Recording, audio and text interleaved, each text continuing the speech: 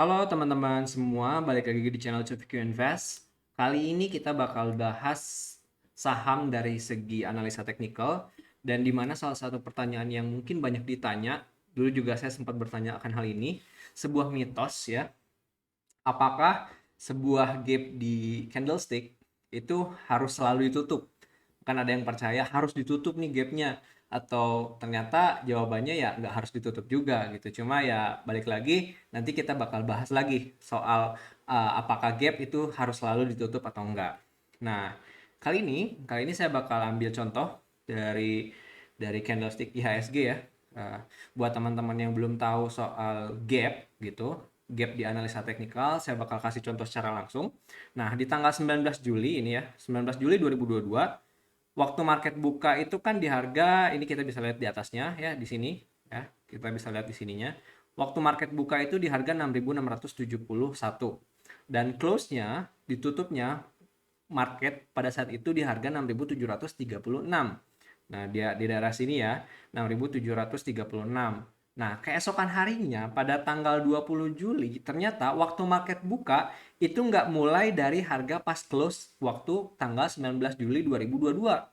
Melainkan pas open itu langsung di harga 6.778. Jadi ya langsung kebuka gini.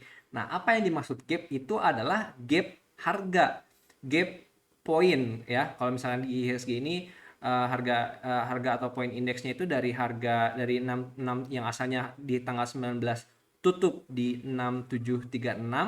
Nah, sedangkan keesokan harinya nggak open di harga close kemarin, tapi open di 6778. Jadi ada gap itu yang kita sebut gap. Ada gap harga yang di waktu keesokan harinya itu ternyata loncat gitu. Jadi membuat candlesticknya ada apa ya, ada space kosong gitu, nggak nyambung dengan hari sebelumnya atau dengan candlestick sebelumnya gitu.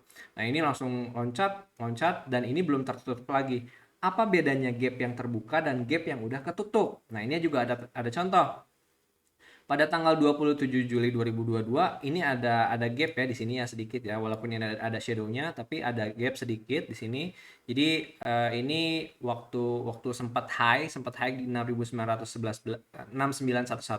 baru keesokan harinya pas open langsung di harga berapa ini? 6925. Jadi ada gap di sana. Nah, bedanya, jadi kalau misalkan ini gapnya terbuka ya, belum tertutup lagi, belum tertutup. Kalau ini udah tertutup oleh candlestick setelah beberapa hari selanjutnya. Kita lihat di sini ada shadow yang panjang. Jadi ada candlestick yang panjang walaupun close-nya tetap di atas ya.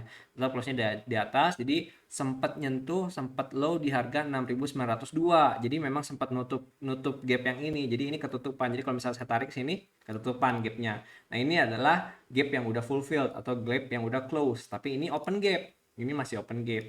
Kalau misalkan kita lihat lagi candlesticknya lebih jauh lagi, ternyata gap di sini belum ditutup gitu. Pertanyaannya, apakah apakah candlestick ini apakah candlestick apakah gap ini harus ditutup? Apakah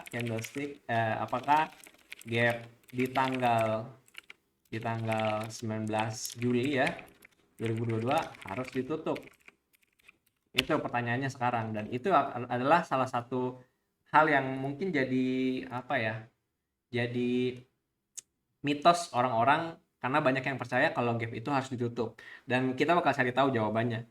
Nah, oke, ini adalah contoh, saya ngambil contohnya dari IHSG ya. Dari IHSG ini marketnya masih buka. Terus kita bakal bahas tentang apakah gap tanggal 19 Juli ini nanti bakal ditutup atau enggak. Oke. Jadi kita perlu tahu dulu alasannya apa sih.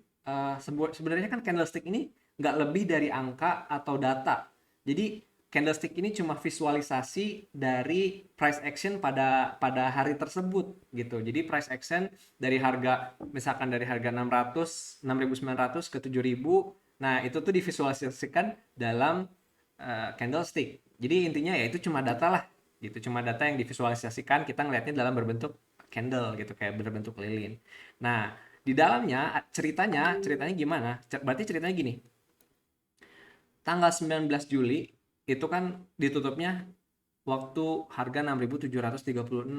Berarti keesokan harinya di tanggal 20 Juli itu somehow ada sesuatu di mana para investor berbondong-bondong rebutan barang, berbondong-bondong beli di harga yang bukan ngikutin harga sebelumnya gitu. Contoh misalkan Bank BRI waktu tanggal 19 Juli itu harganya tuh 4.000 misalkan. Misalkan ini contoh 4.000. Tapi ternyata waktu malamnya ada berita misalkan BRI cetak laba luar biasa. Contoh, BRI cetak laba luar biasa.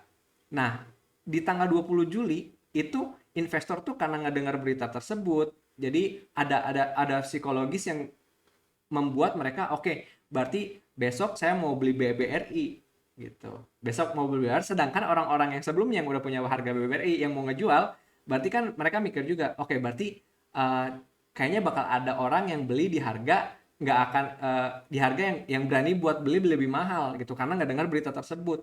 Jadi pas penjual atau yang megang barang itu ya udah ngejualnya langsung di harga di atas, bukan harga waktu close di hari sebelumnya.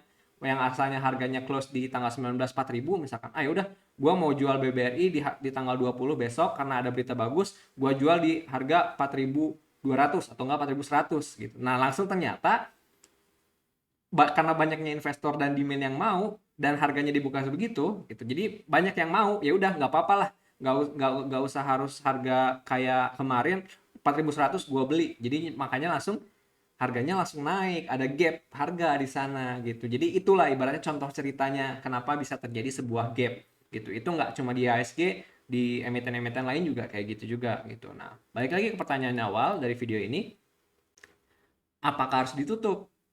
Jawabannya, banyak yang percaya, iya harus ditutup gitu.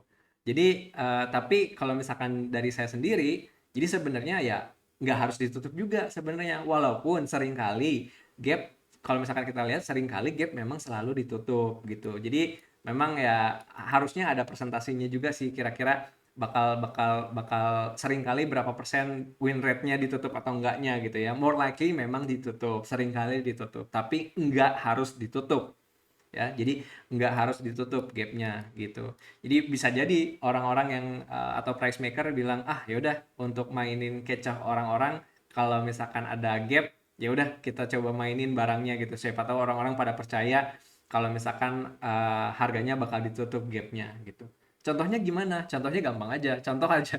Contohnya yang bener-bener jauh banget lah ya. Ini saya beli bumi satu lot. Tolong jangan dihirauin ya.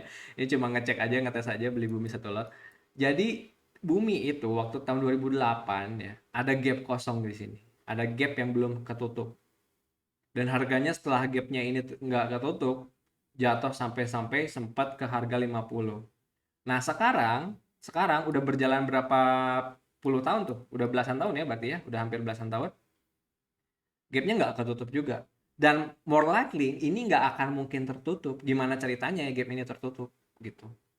Case-nya harus kayak gimana? Harus luar biasa pusing deh kayaknya kalau misalkan ngomongin gapnya ketutup gitu ya. So itu soal gap tuh ternyata ya memang nggak selalu harus ditutup, walaupun kebanyakan ya gap ditutup gitu. Saya kurang tahu, misalkan saya perlu perlu do research lebih dalam lagi win rate-nya berapa sih kalau misalkan gap harus ditutup atau enggak. Cuma intinya jangan membuat, jangan apa ya ibaratnya ya, jangan membuat kayak seakan-akan pokoknya gap mau gimana pun harus ditutup. Tapi faktanya tuh nggak begitu. Walaupun memang more likely kebanyakan harus ditutup. Jadi jangan jangan bias gitu. Dengan bias karena akan kalau misalkan ada gap gitu. Ya inilah contohnya, ya contohnya bumi lah. Contohnya bumi gitu. Saya ngasih contoh aja. Dan tolong jangan dilihat ini yang my investment di bumi ini karena saya cuma belinya satu lot doang untuk ngetes-ngetes doang gitu ya.